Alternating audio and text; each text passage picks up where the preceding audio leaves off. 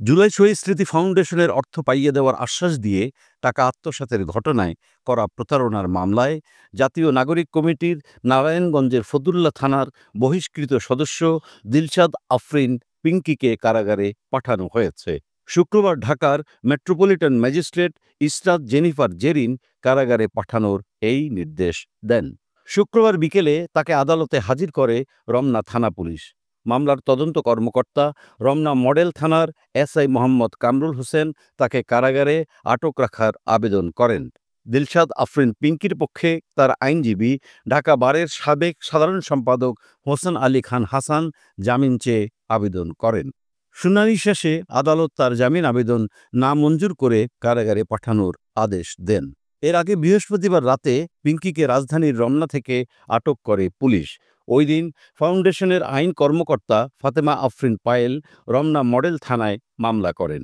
মামলার অভিযোগ থেকে জানা যায়, জুলাই শহীদ স্মৃতি ফাউন্ডেশনে বুলবুল শিকদার ও রকিবুল শিকদার জুলাই বিপ্লবে আহত হিসেবে ক্ষতিপূরণের জন্য আবেদন করেন।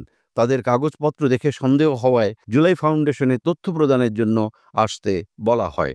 ২১শে মার্চ তারা ফাউন্ডেশনে উপস্থিত হলে জিজ্ঞাসাবাদে জানান, তারা বৈষম্য বিরোধী ছাত্র আন্দোলনে আহত না হওয়া সত্ত্বেও দিলশাদ আফরিন ১০,০০০ টাকার বিনিময়ে তাদের চিকিৎসার ব্যবস্থাপত্র সত্যায়ন করার ব্যবস্থা করেন।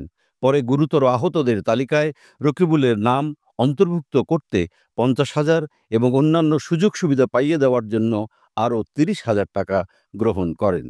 জুলাই বিপ্লবে শহীদ আহসান কবির শরীফের স্ত্রী হাদিসা আক্তার হ্যাপিকে জুলাই শহীদ স্মৃতি ফাউন্ডেশন থেকে ২.৫ লাখ টাকা পাইয়ে দেওয়ার কথা বলে ৫০,০০০ টাকা নিয়ে আত্মসাৎ করেন। এছাড়া আরও কয়েকজনের কাছ থেকে টাকা আত্মসাৎ করেন তিনি।